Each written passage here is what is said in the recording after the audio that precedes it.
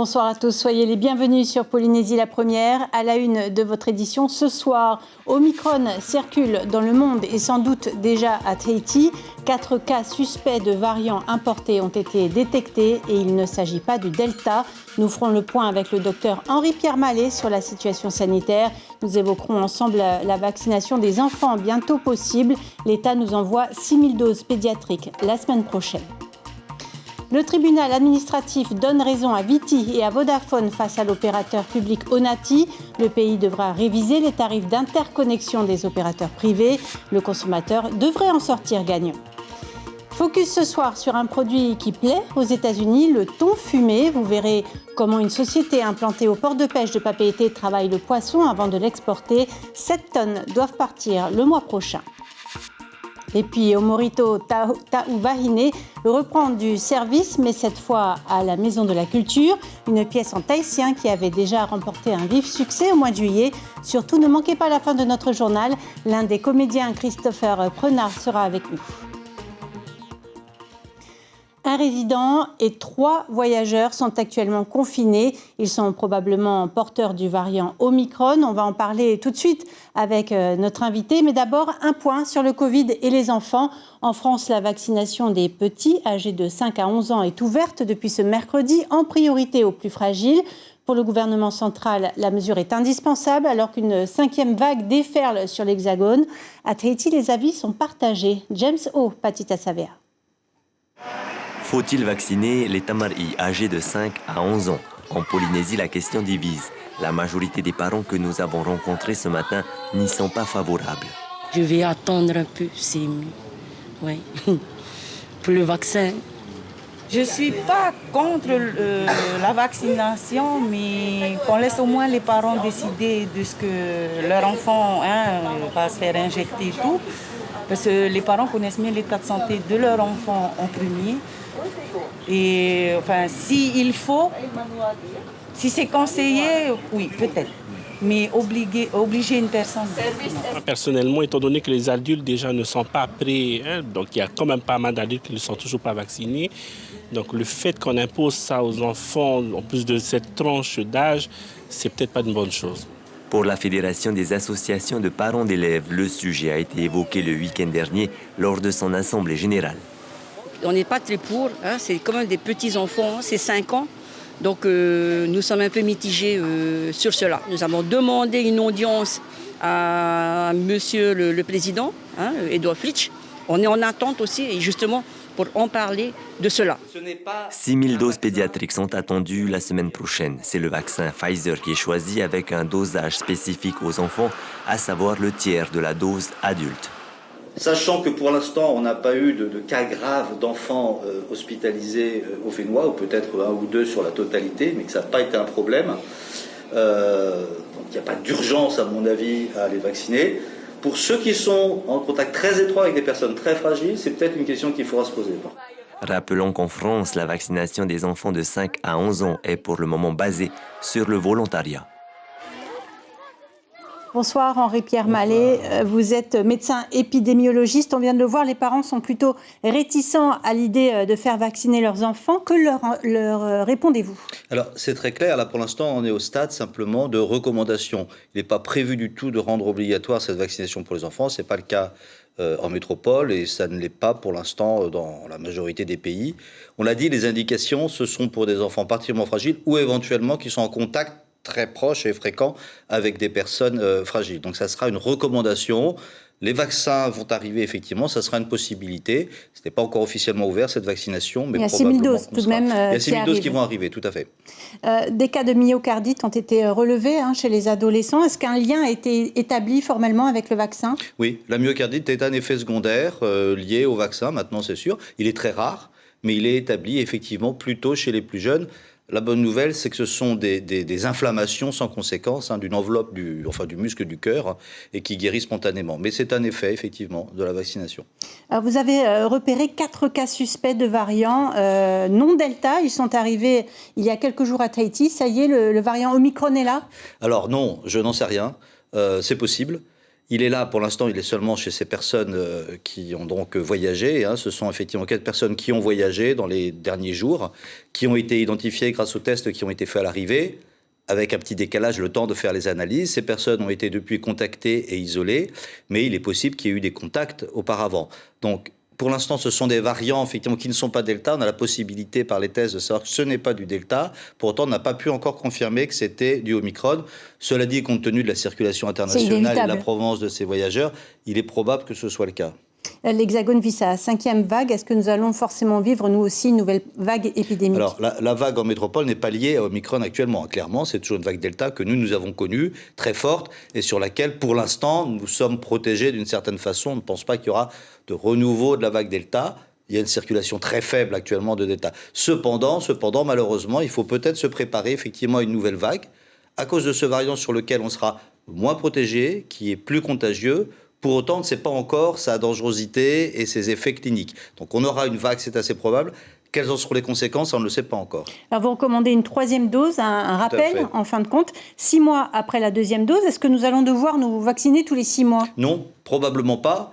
Personne ne le sait, mais rappelez-vous les protocoles vaccinaux qu'on avait quand on était enfant. Nos enfants, qu'est-ce qu'on fait? On leur fait 2, 3 doses initiales, puis un rappel à 6 mois, puis tous les 5 ans. On est plutôt dans ce schéma-là. La vaccination, c'est ça, on renforce l'immunité au fur et à mesure. Donc ce qu'on appelle cette 3e dose, finalement, ce n'est qu'une dose de rappel, c'est assez logique. On est en train de déterminer l'échéance la plus efficace, est-ce que c'est 5 mois, 6 mois, 7 mois, tout ça, ça va se régler avec le temps. Mais oui, ce rappel est essentiel pour renforcer l'immunité. Et j'en profite pour dire que c'est aujourd'hui, encore une fois, notre seule arme avérée, et sur les premiers résultats que l'on a par rapport à ce virus Omicron, cette 3e dose permet également de se protéger contre le virus. Donc c'est un appel maintenant, vous le savez, on fait ces appels permanents, de façon permanente, pour vacciner avec ce rappel, en priorité les plus âgés et les plus fragiles, mais toutes les adultes peuvent avoir accès à ce rappel. Merci beaucoup, docteur Henri-Pierre Mallet, pour toutes ces précisions. Merci. Un mot de politique à l'attention des habitants de la commune d'Aroué. La date des nouvelles élections municipales a été fixée. Ce sera le dimanche 30 janvier 2022. Et s'il y a un 2e tour, ce sera le dimanche 6 février. On parle téléphonie mobile à présent. C'est un combat que l'on a commencé il y a 10 ans, a déclaré le directeur général de Viti après une nouvelle victoire au tribunal administratif. Le TA a donné raison aux 2 opérateurs privés, Viti et Vodafone. Onati, l'opérateur public historique avec sa marque Vini, propriétaire de tous les réseaux, doit revoir ses tarifs d'interconnexion à la baisse. Conséquence de cette guerre de concurrence, les abonnés devraient bénéficier de meilleurs tarifs. Le point avec Aya Tatarahou et Marcel Bonneau. Elle est de combien ta facture? Elle est de 14 000. Jusqu'à présent, je paye 4 900 par mois et ça me suffit largement.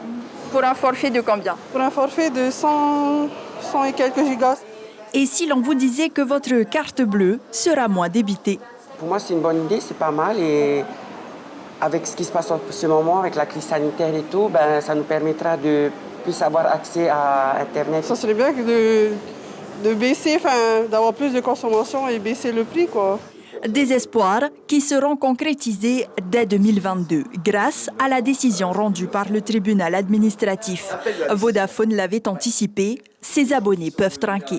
Ça fait partie d'une petite brique de ce qui a permis de faire de nouvelles offres qui sont aujourd'hui sans concurrence. Jusqu'alors, impossible pour les 2 concurrents de Onati de proposer mieux. La faute en partie à ces tarifs d'interconnexion. Onati, transporteur et fournisseur, loue à Viti et Vodafone des accès à son réseau à des tarifs non justifiés selon les plaignants. C'est un long combat. On a commencé il y a 10 ans et il faut savoir qu'en gros on a divisé les prix par 16. Et donc durant ce combat de 10 ans, on a dû enlever tous les coûts superflus qui représentaient des fois jusqu'à 90% du coût réel en fait. Donc on peut considérer que là on est au commencement d'un nouveau cycle où on travaille avec des règles réelles, applicables, qui permettent de faire des offres plus compétitives en fait. Pour vous montrer un exemple simple, ce que nous on a contesté, c'est que le fait que c'est ces 2 années qui sont là, le tarif est resté identique. Normalement, un tarif change tous les 2 ans. Linéairement, 2020 pour 2021, ce tarif de 7 000 francs qu'une facture, qui sont répercutés sur les coûts de la téléphonie mobile, descendent comme ça graduellement. Ce qui nous aurait normalement donné un prix aux alentours de 3 000 francs à peu près. C'est ce qu'on aurait dû payer, donc quasiment divisé par 2 à ce que nous facturons aujourd'hui. Le pays a désormais 4 mois pour adopter de nouveaux tarifs. Oui, contacté, le gouvernement et la société Onati n'ont pas souhaité s'exprimer. Le pays actuellement en réflexion pourrait faire appel de la décision. Un trafic de tortues démantelé aux îles sous le vent. Le 7 décembre, le Falcon 200 de la Marine nationale a identifié un potimarara à proximité de l'atoll de Bellinghausen, classé réserve naturelle. À bord de l'embarcation, 3 hommes tentaient de dissimuler 5 tortues sous des bâches. Ils ont été poursuivis des chefs de capture et détention d'espèces protégées. Ils comparaîtront devant le tribunal correctionnel de Papeete en audience foraine à Bora Bora début 2022. Ils risquent jusqu'à 980 000 francs d'amende et 1 an de prison. Leurs bateaux et leur matériel pourraient être confisqués. Le thon, lui, est bien autorisé à la consommation. 7 tonnes en janvier et 20 tonnes par mois à l'horizon 2023. C'est ce qu'une jeune société de Fareouté espère exporter aux États-Unis. L'entreprise est en pleine expansion. Forte de ses 10 bateaux de pêche, elle a créé 20 emplois pour sa cellule exploitation. Elle a dû investir quelques millions de francs pour répondre aux normes très strictes d'export vers la Californie. Brigitte Olivier, Heidi Enco. Tout commence ici dans l'atelier de découpe. Les employés réceptionnent les poissons pêchés au large, espadons, tasards, mais seul le thon blanc partira à l'export. Les filets sont débités, mis sous vide et surgelés entre moins 40 et moins 80 degrés.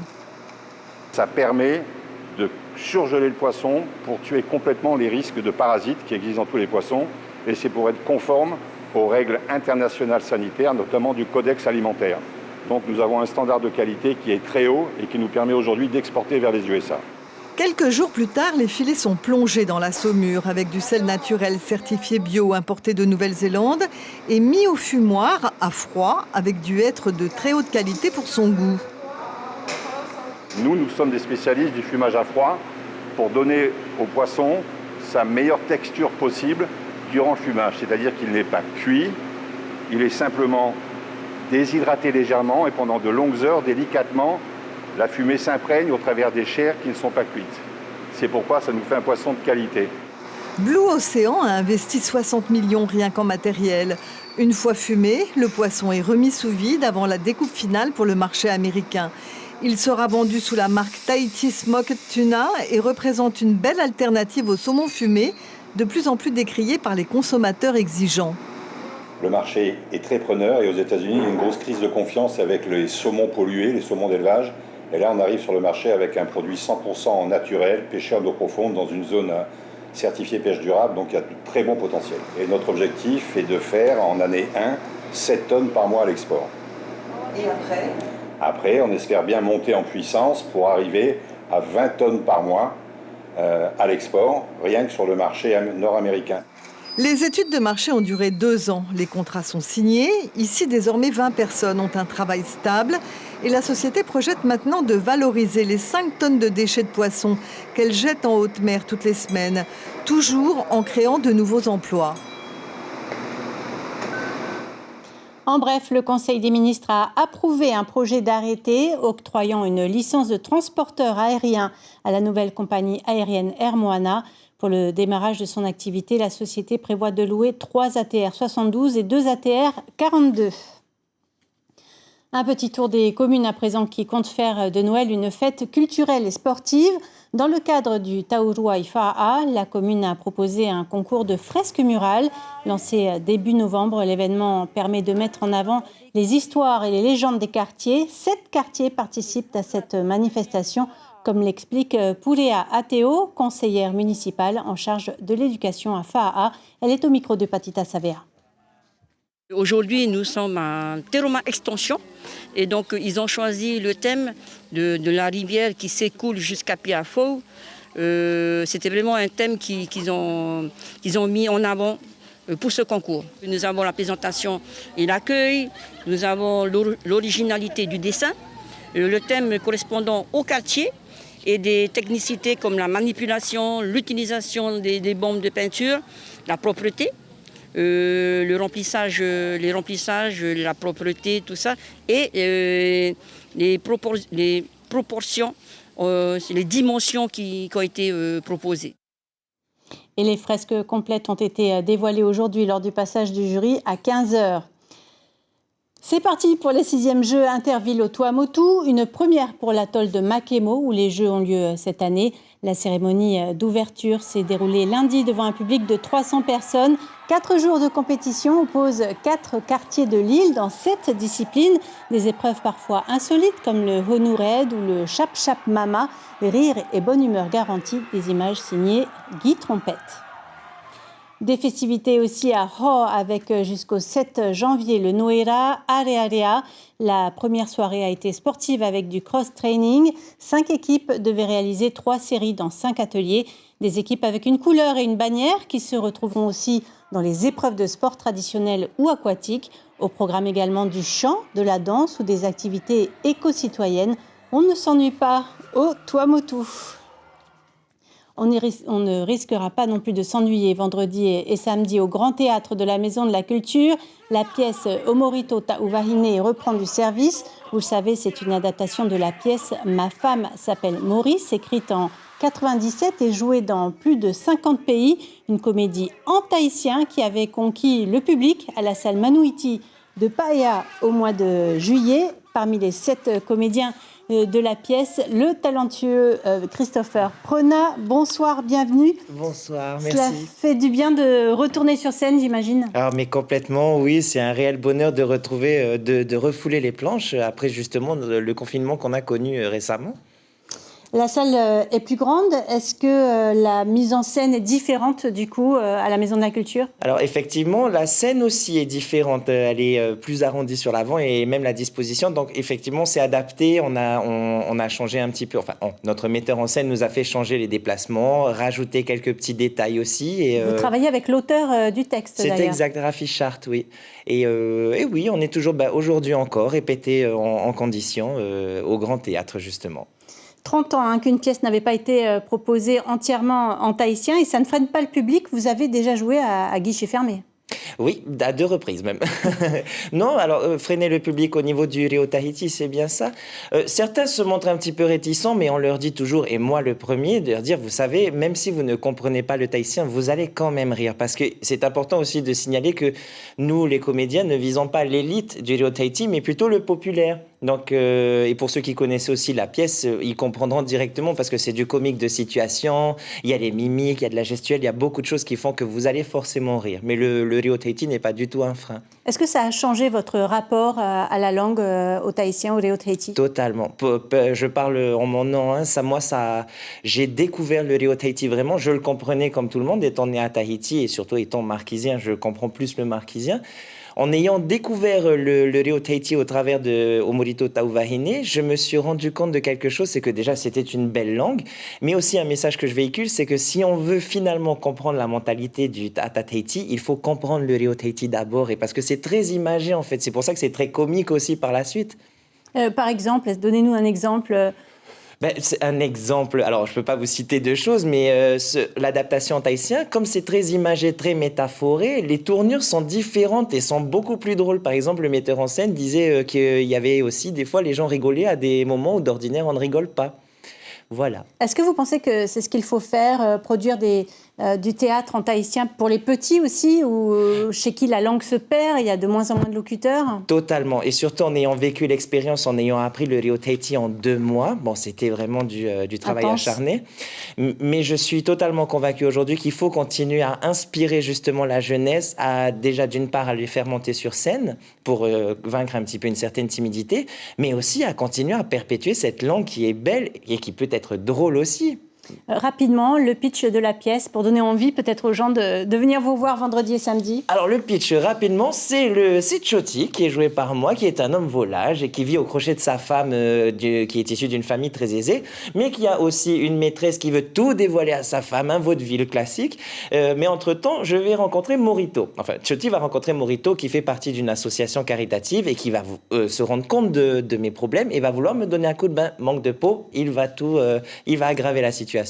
Le trio mari, épouse, maîtresse, ça marche toujours. Merci beaucoup en tout cas à découvrir ou redécouvrir ce week-end. Merci d'avoir été notre invité ce soir. Direction Bora Bora où l'association des Matahiapo se rend depuis le début de la semaine dans les foyers pour rendre visite aux 1176 personnes âgées de l'île. Les membres de l'association viennent apporter un cadeau, c'est une tradition.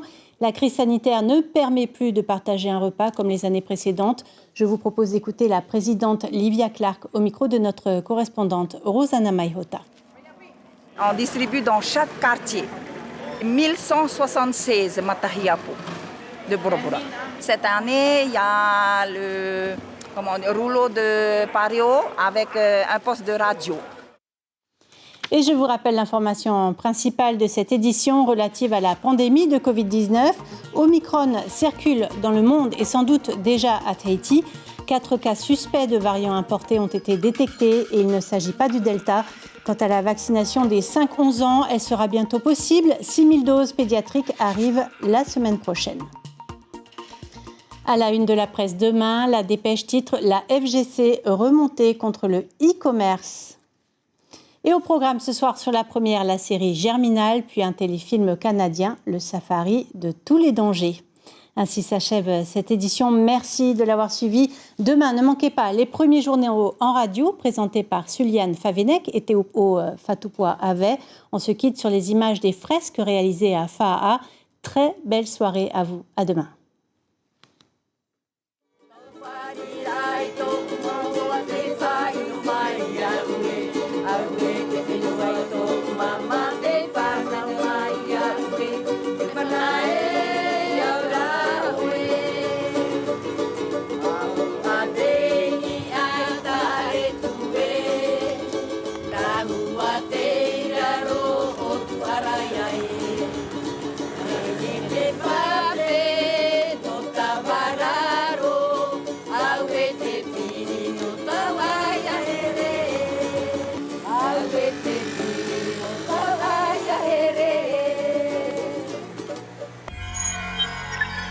Retrouvez ce programme en replay sur notre site internet.